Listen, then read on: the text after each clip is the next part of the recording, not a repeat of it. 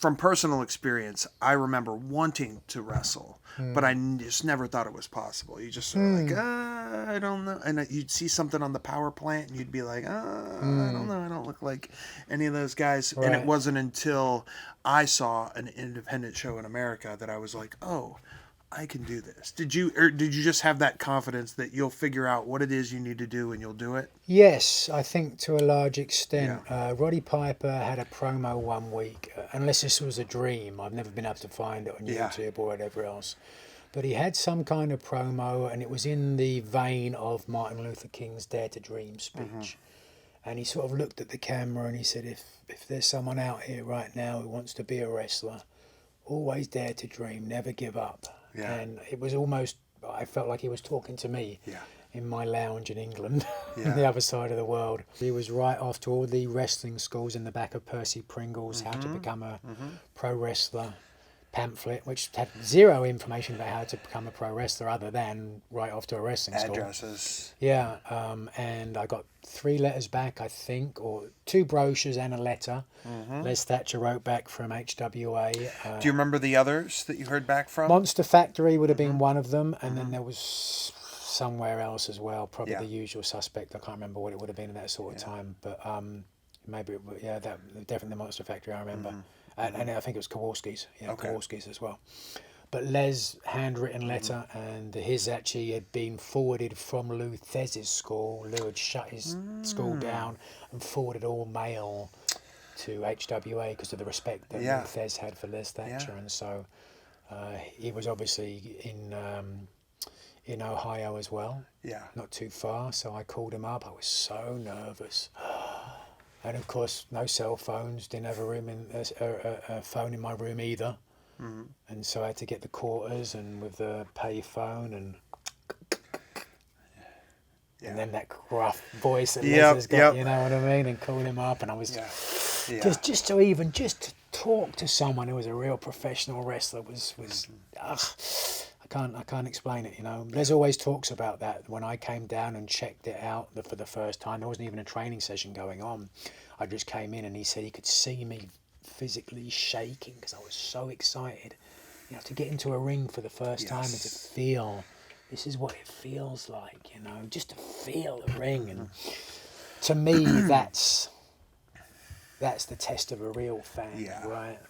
That it's just such a magical thing. WCW has closed, which is pretty massive, and then they start sending these guys to Cincinnati, and now they're integrated into your classes, and there's some guys training, there's doing shows. You're going down to Jeffersonville, and you're doing HWA tapings in the OVW arena. What God, that had to be a bit of a culture shock there.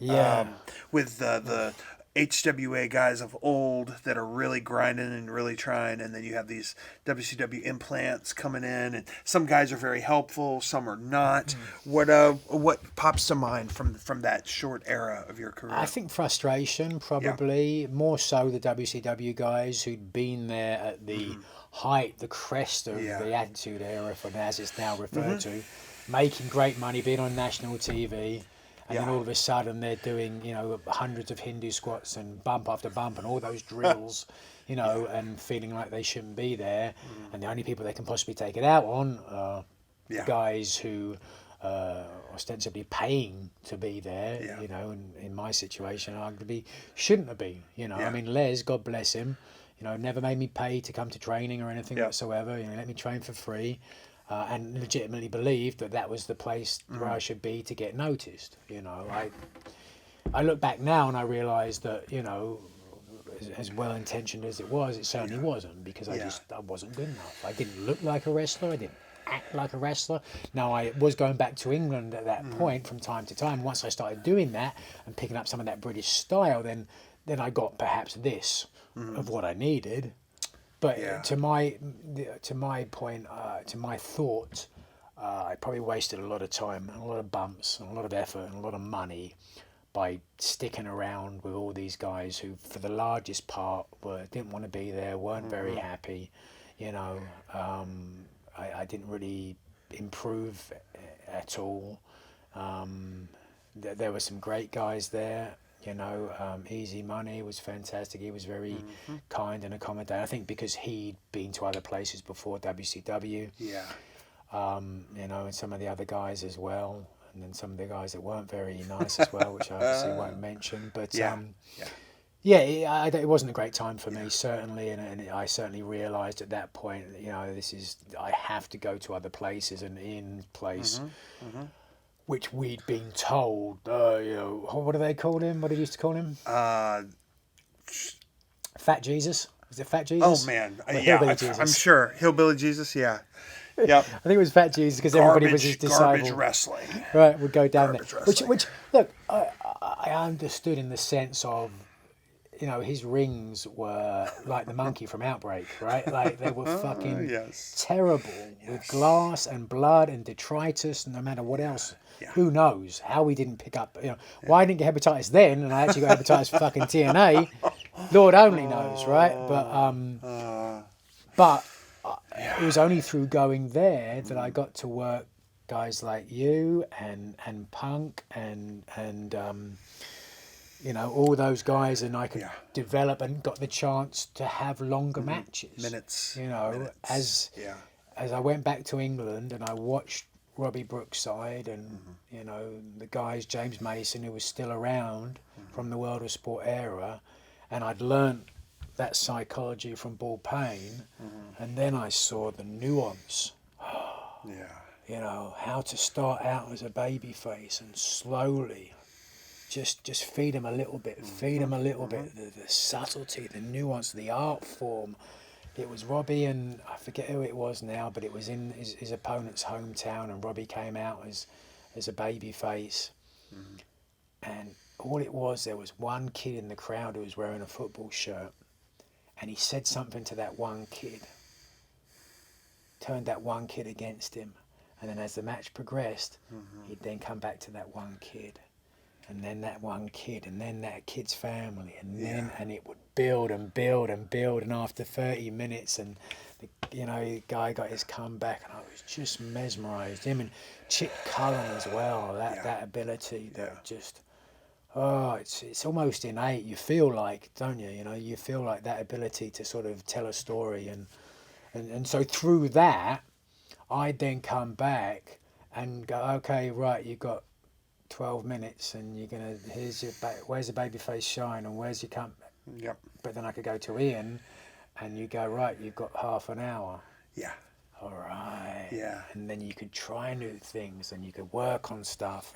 When I started going out there, I wasn't very good. You know, as William Regal said to me when he sent me back there, he said, Nigel, you got to go back to England. He always had that way of talking under, you know, very, very quietly. Yeah.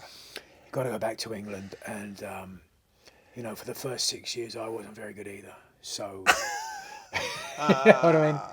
But, yeah, I needed to be told that. Yeah. And then, you know, eventually you culminate your series with Morishima with winning the Ring of Honor title.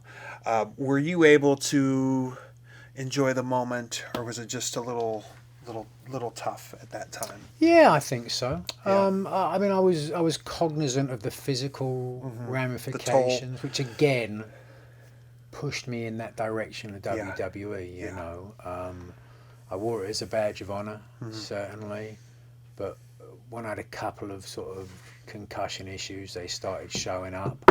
Then I was like, I can't be doing this forever, you know. And so, you know, as I said, I had such pride for Ring of Honor after, you know, Joe and everybody else who'd held the title, and just a respect for the company as well. I remember going to those sort of dark matches in WWE, and I remember having a black eye once from Samoa Joe, and I think it was Charlie Haas who was there at the time, and he said, well, what happened to your face?